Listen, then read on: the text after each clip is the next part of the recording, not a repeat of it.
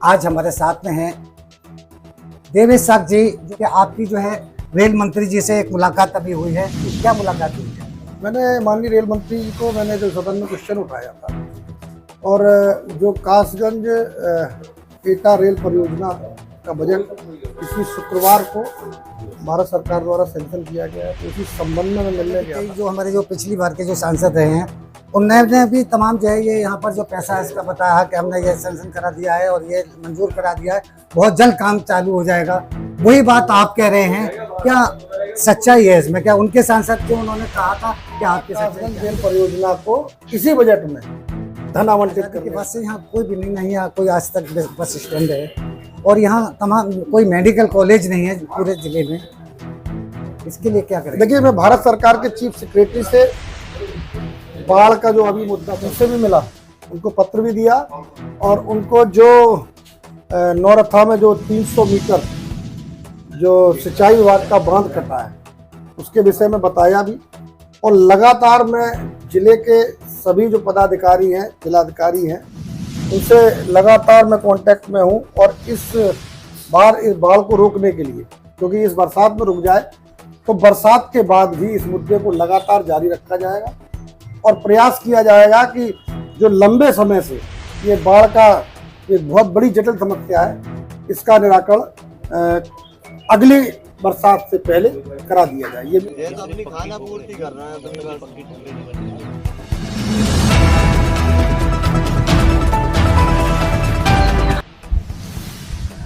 तस्वीरें A to Z India news पर हम आपको बाढ़ग्रस्त इलाके की दिखा रहे हैं, जहां एटा लोकसभा सांसद देवेश शाक्त ने आज पटियाली विधानसभा क्षेत्र के गंगा कटान और बाढ़ प्रभावित क्षेत्रों का दौरा किया है। उन्होंने आज बरौना, नेथरा, खंदारी, नगला, कादरगंज, मेहोला सहित कई गांवों में जाकर गंगा कटान से गांव को बचाने के लिए चल रहे राहत कार्यों का जायजा लिया और मौके पर उपस्थित जिम्मेदारों से बात कर राहत कार्य और अधिक तीव्रता से चलाने की बात कही। उन्होंने कहा कि अभी आवश्यकता है कि राहत कार्य ठीक ठाक तरह से चलें, उसके बाद हम कोशिश करेंगे कि पटियाली विधानसभा क्षेत्र में जो 15 किलोमीटर गंगा का किनारा है उसमें जगह जगह पक्की ठोकरें बने।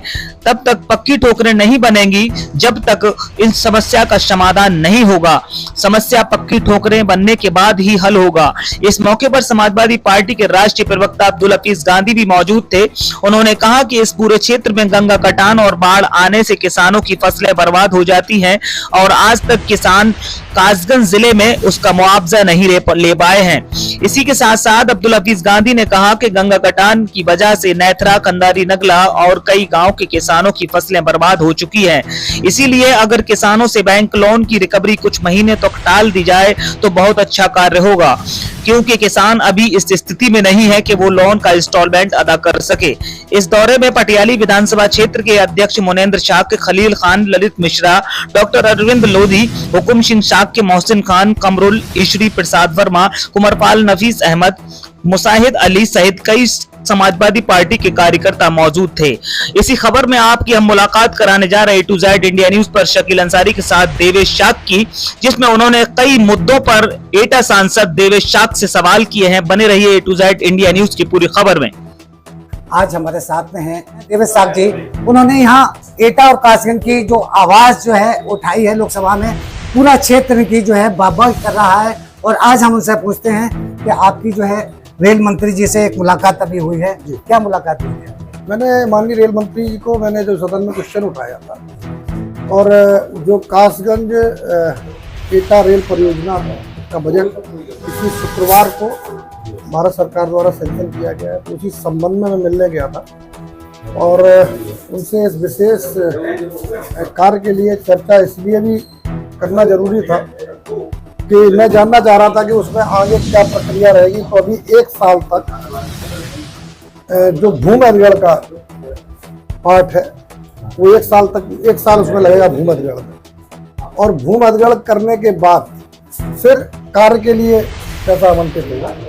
तो लगभग मुझे लगता है कि 3 वर्षों के अंदर ये एटा कासगंज रेल परियोजना पूर्ण हो जाएगी। लेकिन हमने काफी पहले भी कई जो हमारे जो पिछली बार के जो सांसद रहे हैं उन्होंने भी तमाम जो है ये यहाँ पर जो पैसा है इसका बताया कि हमने ये सैंक्शन करा दिया है और ये मंजूर करा दिया है, बहुत जल्द काम चालू हो जाएगा। वही बात आप कह रहे हैं, क्या सच्चाई है इसमें? क्या उनके सांसद जो उन्होंने कहा था, क्या आपकी सच्चाई क्या है? देखिए, अभी तक जो पूर्व के जनप्रतिनिधि रहे, उन्होंने केवल डीपीआर का हवाला दिया। मैंने इस सदन में क्वेश्चन में ये कहा था कि इसी बजट में एटा कासगंज रेल परियोजना को इसी बजट में धन आवंटित करने का कष्ट, और मेरे उसी कथन से जब क्योंकि संसद में कोई बात उठाई जाती है तो उस पर कार्रवाई जरूर होती है, क्योंकि औपचारिकताएं पूर्ण पहले भी हो चुकी थी कुछ, लेकिन प्रमुख औपचारिकता धन आवंटन की होती है। जब तक धन आवंटन नहीं होता तब तक कोई कार्य की शुरुआत नहीं हो पाती है। तो मैं तो धन्यवाद दूंगा रेल मंत्री जी का, उन्होंने हमारी बात सुनी और शुक्रवार को ही, पिछले शुक्रवार को इस पर धन आवंटन किया। अच्छा, यहाँ तमाम जो जिले में हमारी जो तमाम समस्या हैं जो सालों से चली आ रही हैं, आज़ादी के बाद से यहाँ कोई भी नहीं, यहाँ कोई आज तक बस स्टैंड है और यहाँ तमाम कोई मेडिकल कॉलेज नहीं है पूरे जिले में, इसके लिए क्या करें? देखिए, मैं भारत सरकार के चीफ सेक्रेटरी से बाढ़ का जो अभी मुद्दा चल रहा है उनसे भी मिला, उनको पत्र भी दिया, और उनको जो नौरथा में जो 300 मीटर जो सिंचाई विभाग का बांध कटा है उसके विषय में बताया भी।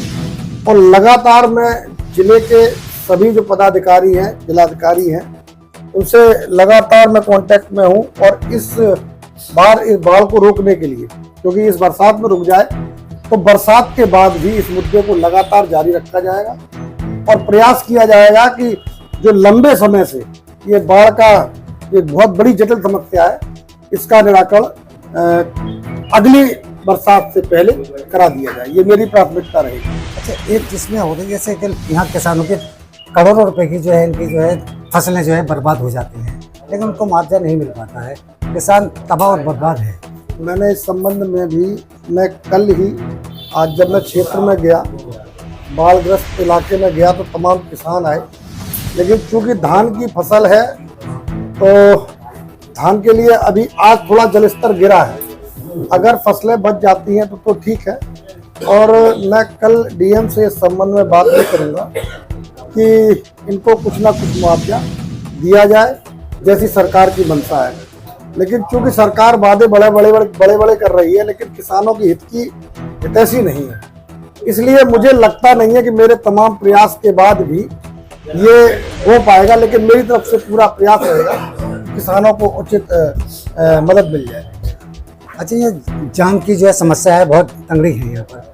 अगर ये रोड जो है ये कासगंज से जो रोड आधा बना हुआ है और उसके बाद अगर ये नहर में अगर रोड चला जाए तो ये काफी लोगों को यहाँ फायदा मिलेगा, यहाँ व्यापारियों को सबसे ज्यादा। गोरा नहर से बाईपास जी, गोरा नहर से अगर आप जो है अपने मैंने अभी काफी लोगों से चर्चा की, गोरा नहर का बाईपास तो जरूरी है ही, इसके साथ साथ गंज-गुड़वारा का बाईपास या तो पश्चिम साइड से बने, क्योंकि पूरब साइड से दिक्कत होगी, पश्चिम साइड से मुझे लगता है कि आराम से बाईपास बन सकता है। अगर हम लोग बैठ के चर्चा करेंगे तो इसका समाधान निकाला जा सकता है। मैं पीडब्ल्यूडी के अधिकारियों से भी इससे बात करूंगा। अगर ये पूरा रोड जो है गोरे से सीधा बन जाए, नहीं तो ये तो वो तो सहावर गंज-गुड़वारा और पटियाली, ये तीनों की चार समस्या खत्म हो जाएगी। ये तो प्रायोरिटी पर है ही। मेरा कहना है कि मैं गंज-गुड़वारा में एक बाईपास चाहता हूँ बाहर की तरफ, उसके लिए मैं डीएम से बात करूंगा और जो भी पीडब्ल्यूडी के अधिकारी हैं उनसे बात करूंगा कि अगर समय भले ही लग जाए, अगर ये हो जाता है तो यहाँ के लोगों को बहुत सहूलियत होगी। तो आप